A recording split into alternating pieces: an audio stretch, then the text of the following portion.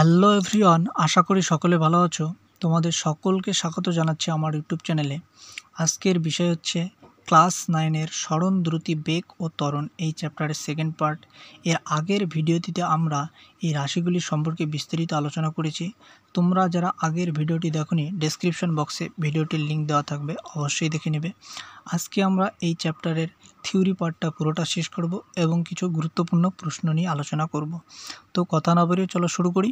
সকলে মন দিয়ে শুনবে, আশা করি সকলে বুঝতে পারবে। ফার্স্ট আমরা পড়ব সমদ্রুতি। সমদ্রুতিটা কি? যে কোনো গতিশীল বস্তুকণা যদি সমান সময়ের ব্যবধানে সর্বদা একই দূরত্ব অতিক্রম করে তবে বস্তুকণাটির দ্রুতিকে সমদ্রুতি বলে। অর্থাৎ ধরো যে এখান থেকে একটা গতিশীল বস্তু যাত্রা শুরু করলো, তো প্রথম 1 ঘন্টায় 10 কিলোমিটার গেল, এখানে আসলো। পরবর্তী 1 ঘন্টায় 10 কিলোমিটার গেল, এখানে আসলো। পরবর্তী 1 ঘন্টায় 10 কিলোমিটার গেল, এখানে আসলো। অর্থাৎ সমান সময়ের ব্যবধানে, অর্থাৎ দেখো যে 1 ঘন্টা 1 ঘন্টা 1 ঘন্টা সময় সমান, আবার দূরত্ব অতিক্রম করেছে সমান, অর্থাৎ 10 কিলোমিটার করে অতিক্রম করেছে। অর্থাৎ সমান সময়ের ব্যবধানে যদি সমান দূরত্ব অতিক্রম করে তাহলে সেটাকে সমদ্রুতি বলে। আর এই যে দূরত্বটা অতিক্রম করবে সেটা একটা নির্দিষ্ট দিকে হতে পারে অথবা সেটা আঁকাবাঁকাও হতে পারে। যেভাবেই হোক সেটা যদি হয় তাহলে সেটা হচ্ছিল সমান সময়ের ব্যবধানে যদি সমান দূরত্ব অতিক্রম করে, সেটা সোজা পথেই হোক বা আঁকাবাঁকা পথেই হোক, যদি দূরত্বটা সমান হয় তবে সেটাকে আমরা সমদ্রুতি বলবো। বোঝা গেল? আর অসমদ্রুতিটা কি?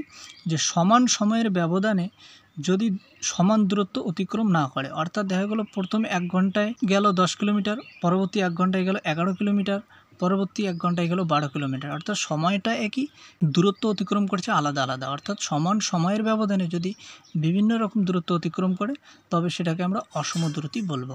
আর দ্রুতির ক্ষেত্রে দিকের কোনো ব্যাপার নেই, অর্থাৎ সেটা যে কোনো দিকেই হতে পারে, অর্থাৎ দূরত্বটা একই হলেই হলো। তাহলে কি? যে সমান সময়ের ব্যবধানে যদি সমান দূরত্ব অতিক্রম করে সেটাকে আমরা সমদ্রুতি বলবো, আর সমান সময়ের ব্যবধানে যদি সমান দূরত্ব অতিক্রম না করে তাহলে আমরা সেটাকে অসমদ্রুতি বলবো। বোঝা গেল? সমবেগটা কি? যে সময়ের সঙ্গে কোনো বস্তুকণার বেগের মান ও অভিমুখ অপরিবর্তিত থাকলে বস্তুকণাটির বেগকে সমবেগ বলে। আর অসমবেগ কি? যে সময়ের সঙ্গে বস্তুকণার বেগের মান বা অভিমুখ অথবা উভয় পরিবর্তিত হলে বস্তুকণাটির বেগকে অসমবেগ বলে। অসমবেগের ক্ষেত্রে গড় বেগ নির্ণয় করতে হয়। ধরো এক গতিশীল বস্তু এখান থেকে যাত্রা শুরু করলো একটি নির্দিষ্ট দিকে, প্রথম 1 ঘন্টায় 10 কিলোমিটার গেল, এখানে আসলো। পরবর্তীতে এইবার এই একই দিকে 1 ঘন্টায় 10 কিলোমিটার গেল, এখানে আসলো। এখান থেকে আবার 1 ঘন্টায় 10 কিলোমিটার গেল। অর্থাৎ সমান সময়ের ব্যবধানে একটি নির্দিষ্ট দিকে যদি বস্তুকণার বেগের মান ও দিক অপরিবর্তিত থাকে তাহলে সেটাকে আমরা সমবেগ বলবো। অর্থাৎ দেখো এখানে মান সমান সময়ের, অর্থাৎ 1 ঘন্টাতে এখানে মান প্রতিটাতে 10 কিলোমিটার করে গেছে আর নির্দিষ্ট দিকে গেছে, অর্থাৎ এই দিকে গেছে। তাহলে সমান সময়ের ব্যবধানে যদি বস্তুকণাটির বেগের মান ও দিক অপরিবর্তিত থাকে তখন আমরা সেই বস্তুকণার বেগকে সমবেগ বলবো। এখন যদি বস্তুকণাটি প্রথম 1 ঘন্টায় একটি নির্দিষ্ট দিকে এই দিকে গেল, ধরো প্রথম 1 ঘন্টায় 10 কিলোমিটার গেল, পরবর্তীতে এখানে আসলো 1 ঘন্টায়, এখান থেকে আবার এই দিকে আসলো, অর্থাৎ দিক চেঞ্জ করলো, এখানে ধরো 1 ঘন্টায় 11 কিলোমিটার গেল, তাহলে আবার এখান থেকে ধরো এদিকে গেল, তাহলে এখানে ধরো 12 কিলোমিটার গেল 1 ঘন্টায়। তাহলে কি? যে সময়ের সঙ্গে সঙ্গে বস্তুকণাটির বেগের মান ও দিক উভয় পরিবর্তিত হচ্ছে। এক্ষেত্রে দেখো যে বস্তুকণাটি একটা নির্দিষ্ট সময়ের ব্যবধানে বস্তুকণাটির বেগের মান ও দিক অপরিবর্তিত আছে, তাহলে এক্ষেত্রে এটাকে আমরা সমবেগ বলছি। আর যখন বস্তুকণাটির বেগের মান ও দিক পরিবর্তিত হবে, অর্থাৎ দেখো প্রথমে 10 কিলোমিটার গেল এই দিকে, তারপর 11 কিলোমিটার গেল 1 ঘন্টায় এই দিকে, তারপর এই দিকে গেল, অর্থাৎ বেগের মান ও দিক পরিবর্তিত হচ্ছে, তখন সেটাকে আমরা অসমবেগ বলবো। বোঝা গেল? সমত্বরণ কি? যে যদি কোনো বস্তুকণার বেগ সমান সময়ের ব্যবধানে সর্বদা একই পরিমাণে বৃদ্ধি পায় তবে বস্তুকণাটির ত্বরণকে সমত্বরণ বলে। অর্থাৎ বেগের মানটা যদি সমান সময়ের ব্যবধানে যদি একই পরিমাণে বৃদ্ধি পায় তবে বস্তুকণাটির ত্বরণকে সমত্বরণ বলবো। আর অসমত্বরণ কি? যে যদি বস্তুকণার বেগ সমান সময়ের ব্যবধানে সর্বদা একই পরিমাণে বৃদ্ধি না পায় তবে বস্তুকণার ত্বরণকে অসমত্বরণ বলবো। অর্থাৎ ধরো যে যদি বস্তুকণার বেগ প্রথম 1 ঘন্টায় 10 কিলোমিটার বৃদ্ধি পেল, পরবর্তী 1 ঘন্টায় ঠিক 10 কিলোমিটার বৃদ্ধি পেল, তার পরবর্তী 1 ঘন্টায় 10 কিলোমিটার বৃদ্ধি পেল, অর্থাৎ সমান সময়ের ব্যবধানে যদি বেগের পরিবর্তনটা একই পরিমাণে বৃদ্ধি পায় তবে বস্তুকণার ত্বরণকে সমত্বরণ বলবে। আর যদি বস্তুকণার বেগ প্রথম 1 ঘন্টায় ধরো 10 কিলোমিটার বৃদ্ধি পেল, পরবর্তী 1 ঘন্টায় ধরো 8 কিলোমিটার বৃদ্ধি পেল, পরবর্তী 1 ঘন্টায় ধরো 12 কিলোমিটার বৃদ্ধি পেল, অর্থাৎ সমান সময়ের ব্যবধানে বেগের বৃদ্ধিটা সমহারে হচ্ছে না, তখন সেই বস্তুকণার ত্বরণকে অসমত্বরণ বলবো। বোঝা গেল? এরপর রয়েছে গড় দ্রুতি। গড় দ্রুতিটা কি? যে কোনো গতিশীল বস্তুকণার দ্রুতি অসম হলে গড় দ্রুতি নির্ণয় করতে হয়। অর্থাৎ ধরো একটা বস্তুকণার দ্রুতি 10 কিলোমিটার পার ঘন্টা, তারপর ধরো 11 কিলোমিটার, তারপর হলো 12 কিলোমিটার পার ঘন্টা। অর্থাৎ এভাবে যদি অসম দ্রুতি হয় তখন একটা নির্দিষ্ট মান আমরা বের করার জন্য গড় মানটা নির্ণয় করব। অর্থাৎ এই যে গড় মানটা পাবো সেটাকে আমরা গড় দ্রুতি বলবো। অর্থাৎ সেটা আমরা কিভাবে নির্ণয় করব? ধরো কোনো বস্তুকণার T1 সময় S1 দূরত্ব, T2 সময়ে S2 দূরত্ব, T3 সময়ে যদি S3 দূরত্ব অতিক্রম করে, তাহলে আমরা দ্রুতি ইজিক্যাল টু জানি অতিক্রান্ত দূরত্ব বাই সময়। তাহলে আমরা মোট অতিক্রান্ত দূরত্বটা আর মোট সমানটা বের করতে পারলে তাহলে আমরা গড় দ্রুতিটা পাবো। তাহলে মোট অতিক্রান্ত দূরত্ব কত? এখানে S1 plus S2 plus S3, এটা হলো মোট অতিক্রান্ত দূরত্ব। আর মোট সময়টা কত? T1 plus T2 plus T3। তাহলে আমরা মোট অতিক্রান্ত দূরত্বটা পেলাম আর মোট সময়টা পেলাম। তাহলে এখন আমরা গড় দ্রুতিটা পাবো। অর্থাৎ মোট অতিক্রান্ত দূরত্বকে আমরা মোট সময় দিয়ে ভাগ করলেই গড় দ্রুতিটা পাচ্ছি। অর্থাৎ মোট অতিক্রান্ত দূরত্বটা কত? S1 plus S2 plus S3, আর মোট ব্যতীত সময় হচ্ছে T1 plus T2 plus T3। সুতরাং সময় অবকাশে বস্তুকণা কর্তৃক মোট অতিক্রান্ত দূরত্ব আর মোট সময়ের অনুপাতকে বস্তুকণার গড় দ্রুতি বলে। এভাবে আমরা গড় দ্রুতি নির্ণয় করব।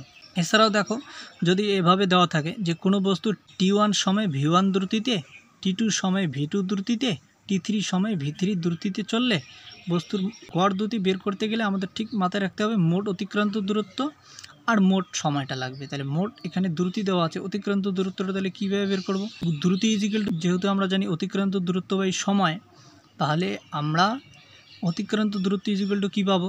দ্রুতি ইন্টু সময়। অর্থাৎ এখানে প্রথমে আমরা অতিক্রান্ত দূরত্বটা কত পাবো? দ্রুতি ইন্টু সময়। অর্থাৎ এই যে অতিক্রান্ত দূরত্ব, দ্রুতি ইন্টু সময়, তাহলে ক্ষেত্রে আমরা প্রথমে অতিক্রান্ত দূরত্বটা পাবো V1 T1, পরবর্তীটার ক্ষেত্রে ঠিক একইভাবে পাবো V2 T2, তারপরেরটার ক্ষেত্রে আমরা পাবো V3 T3। অর্থাৎ এক্ষেত্রে আমরা মোট অতিক্রান্ত দূরত্বটা পাবো V1 T1 plus V2 T2 plus V3 T3। তার মোট অতিক্রান্ত দূরত্বটা পেয়ে গেলাম। আর মোট সময়টা কত? T1 plus T2 plus T3। তাহলে গড় দ্রুতির কি? মোট অতিক্রান্ত দূরত্ব আর মোট সময় দিয়ে ভাগ করলে আমরা গড় দ্রুতিটা পাচ্ছি। তার মোট অতিক্রান্ত দূরত্বের মানটা লিখব V1 T1 plus V2 T2 plus V3 T3 by T1 plus T2 plus T3। অর্থাৎ এভাবে আমরা গড় দ্রুতিটা নির্ণয় করব। বোঝা গেল? এরপর দেখো একটা থিওরি রয়েছে, এই থিওরিটা কিভাবে আসলো সেটা আমরা প্রমাণ করব এবং এই থিওরির কতগুলো অঙ্ক আছে যেগুলো আমরা পরবর্তীতে করব। তো দেখো থিওরিটা কীভাবে আসলো। থিওরিটা হচ্ছে হলো V equal to U plus at, এটা আমরা প্রমাণ করব।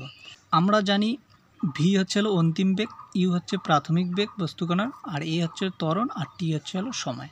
তাহলে ধরি বস্তুকণার প্রাথমিক বেগ ইউ, বস্তুকণাটির বেগ সমহারে বৃদ্ধি পেয়ে টি সময়ে পরে বস্তুকণার বেগ হলো ভি। অর্থাৎ প্রাথমিক বেগ ইউ, সমহারে বেগ বৃদ্ধি পেয়ে টি সময় পরে বস্তুকণাটির বেগ হলো ভি। তাহলে এই টি সময়ে বেগ কত বৃদ্ধি পেল? প্রথমে ইউ ছিল, পরবর্তী হলো ভি, তাহলে বেগ বৃদ্ধিটা কত পেল? অন্তিম থেকে প্রাথমিকটা বিয়োগ করলেই আমরা টি সময়ে বেগ কতটা বৃদ্ধি পেয়েছে সেটা পাবো। অর্থাৎ টি সময়ে বেগ বৃদ্ধি পেয়েছে কত? V minus U. তাহলে এখন একক সময়ে বেগ বৃদ্ধি কত হবে? ঐকিক নিয়ম যদি করি তাহলে ভি মাইনাস ইউ বাই টি, এটা হচ্ছে। তাহলে একক সময়ে যে বেগের বৃদ্ধি হয় ত্বরণের সংজ্ঞা অনুযায়ী এই বেগের বৃদ্ধির হারকেই আমরা ত্বরণ বলি। অর্থাৎ ত্বরণ ইজিক্যাল টু হচ্ছে হলো বেগের বৃদ্ধি বাই সময়। তাহলে এই বেগের বৃদ্ধি বাই সময় এটাকে আমরা ত্বরণের সংজ্ঞা অনুযায়ী আমরা এটাকে লিখতে পারি যে a equal to v minus u by t. অর্থাৎ বেগের বৃদ্ধিকেই আমরা ত্বরণ যেহেতু বলি, তাই এই ক্ষেত্রে যে বেগটা বৃদ্ধি পেয়েছে সেটাই ত্বরণ। অর্থাৎ a equal to v minus u by t. অর্থাৎ এটাকে যদি আমরা এখন সাজিয়ে লিখি তাহলে দেখো কী হবে, যে ভি মাইনাস ইউ আছে আর এদিকে কোণাকুণি গুণ করলে হবে হলো এটি, আর ইউটাকে আমরা যদি ডান দিকে নেই তাহলে হবে V equal to U plus at. এটা একটা গুরুত্বপূর্ণ থিওরি, এটা আমাদের পরবর্তীতে অঙ্ক করার ক্ষেত্রে কাজে লাগবে। বোঝা গেল? তাহলে এখন দেখো কিছু বিষয় আছে যে যদি বস্তুকণার প্রাথমিক বেগ 0 হয়, অর্থাৎ আমরা সমীকরণটা জানি V equal to U plus at. যদি এখন বেগটা 0 হয় প্রাথমিক বেগ, তাহলে কি হবে? ইউ এর মানটা যদি 0 হয় তাহলে ভি ইজিক্যাল টু এটি হবে। আবার বস্তুকণা যদি এ মন্দন নিয়ে চলে, যদি ত্বরণ নিয়ে চলে তাহলে আমাদের থিওরিটা হবে V equal to U plus at. যদি মন্দন নিয়ে চলে তাহলে শুধু প্লাসের জায়গায় মাইনাস হয়ে যাবে, অর্থাৎ V equal to U minus at হবে। আবার ত্বরণ যদি 0 হয় তাহলে কি হবে? অর্থাৎ এখানে এর জায়গায় যদি 0 বসিয়ে দিই তাহলে এই মানটা 0 হবে, তখন কি ভি ইজিক্যাল টু ইউ হবে। অর্থাৎ প্রাথমিক বেগ আর অন্তিম বেগ একই হবে। তো সেক্ষেত্রে এই সিদ্ধান্তে আসা যায় যে বস্তুকণাটি সমবেগে গতিশীল। অর্থাৎ ত্বরণ যদি না হয় তাহলে বেগ তো একই হবে, অর্থাৎ সমবেগে গতিশীল হবে। তাহলে এই ইকুয়েশন থেকেও আমরা এটা বুঝতে পারি। বোঝা গেল? তো আমাদের সরণ, দ্রুতি, বেগ ও ত্বরণ এই চ্যাপ্টারের থিওরি পার্টটা আমরা পুরোটা শেষ করলাম। এখন কিছু প্রশ্নোত্তর নিয়ে আমরা আলোচনা করব। ফার্স্ট কোশ্চেন কি আছে দেখো, যে অতিক্রান্ত দূরত্ব শূন্য নয় কিন্তু সরণ শূন্য হতে পারে কি? যে হ্যাঁ, ক্ষেত্র বিশেষে অতিক্রান্ত দূরত্ব শূন্য নয় কিন্তু সরণ শূন্য হতে পারে। যে কোনো গতিশীল বস্তুকণা কোনো নির্দিষ্ট বিন্দু থেকে যাত্রা শুরু করে যে কোনো পথ বরাবর গিয়ে পুনরায় সেই বিন্দুতে ফিরে এলে ওই বস্তুকণা কর্তৃক অতিক্রান্ত দূরত্ব শূন্য নয় কিন্তু সরণ শূন্য হবে। অর্থাৎ দেখো বিষয়টা কি, আমরা সরণ কি জেনেছি, যে বস্তুকণাটির একটি নির্দিষ্ট দিকে প্রাথমিক এবং অন্তিম অবস্থানের মধ্যবর্তী সরলরৈখিক দূরত্বকে আমরা সরণ বলি। এখন বস্তুকণাটি যদি এখান থেকে যাত্রা শুরু করে পুনরায় যদি আবার সেই বিন্দুতে ফিরে আসে, তাহলে বস্তুটির প্রাথমিক এবং অন্তিম অবস্থান তো একই হচ্ছে, তাহলে সেক্ষেত্রে তো সরণ শূন্য হচ্ছে। তাহলে কখন শূন্য হবে? যে ক্ষেত্রে যে যদি বস্তুকণাটি যে স্থান থেকে যাত্রা শুরু করে সেই স্থানেই ফিরে এসে, তাহলে বস্তুকণাটি সরণ শূন্য হবে, কিন্তু অতিক্রান্ত দূরত্ব শূন্য হবে না। অর্থাৎ মোট যে পথটা যাবে সেটা হচ্ছিল তার অতিক্রান্ত দূরত্ব, কিন্তু সরণটা হচ্ছে হলো বস্তুকণাটির প্রাথমিক আর অন্তিম অবস্থানের মধ্যবর্তী দূরত্ব। অর্থাৎ এটা প্রাথমিক আর অন্তিম অবস্থান যেহেতু একই, এক্ষেত্রে সরণ শূন্য কিন্তু অতিক্রান্ত দূরত্ব শূন্য নয়। অর্থাৎ তাহলে কখন সরণ শূন্য হবে? যে যখন বস্তুকণাটির প্রাথমিক আর অন্তিম অবস্থান একই হবে তখন বস্তুকণাটির সরণ শূন্য হবে। বোঝা গেল? একটি কণা সমদ্রুতি সম্পন্ন হলেও সমবেগ সম্পন্ন না হতে পারে, ব্যাখ্যা করো। তাহলে সমদ্রুতি কোনো বস্তুকণা সমবেগ সম্পন্ন নাও হতে পারে। যেমন বৃত্তাকার পথে সমদ্রুতিতে কোনো বস্তুকণা ঘুরতে থাকলে প্রতি মুহূর্তে বস্তুকণাটির গতির অভিমুখ পরিবর্তিত হয়, তার বেগ অসম হয়।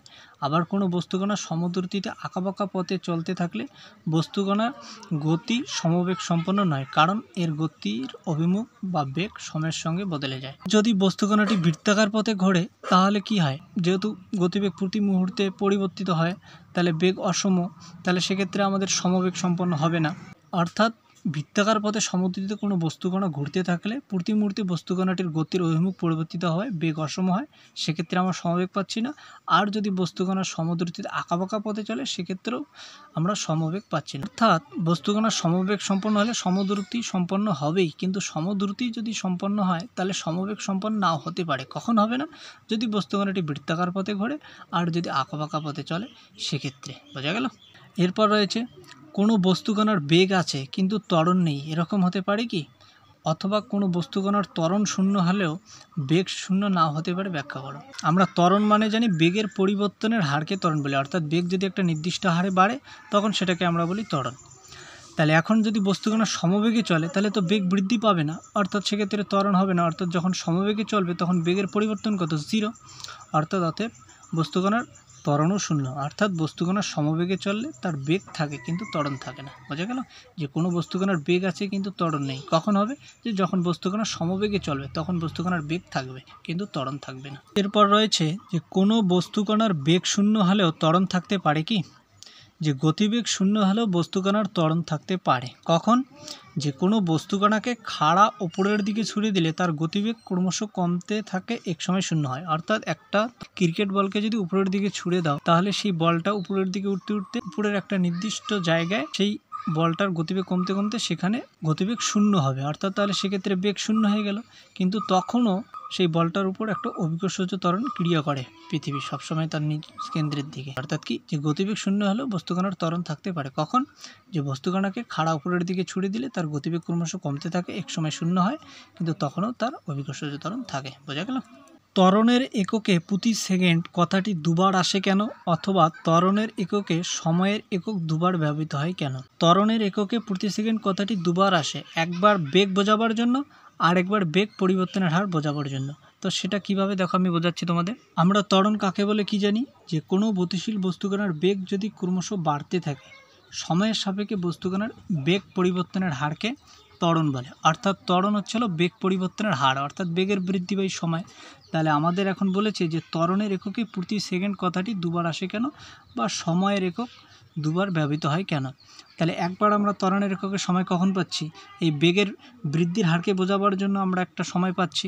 তাহলে এখন আবার তাহলে ত্বরণের একক বের করতে গেলে আমাদের কি লাগবে? যে বেগের একক আর সময়ের একক লাগবে।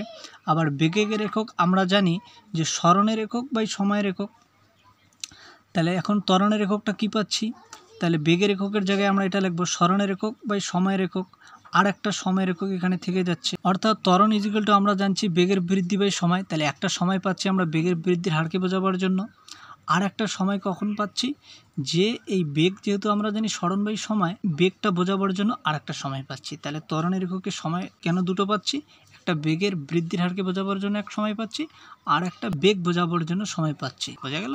অর্থাৎ দেখো আমরা সিজিএস পদ্ধতিতে ত্বরণের এককটা বার করি, যে ত্বরণের একক বার করতে গেলে আমাদের তাহলে কী লাগছে, সরণের একক, সময়ের একক আর একটা সময়ের একক। তাহলে সরণের একক হচ্ছিল সিজিএস পদ্ধতিতে সেমি, সময়ের একক সেকেন্ড, আর একটা সময় হচ্ছিল সেকেন্ড। তাহলে উপরে সেমি, নিচে সেকেন্ড, সেকেন্ড হচ্ছিল সেকেন্ড স্কোয়ার।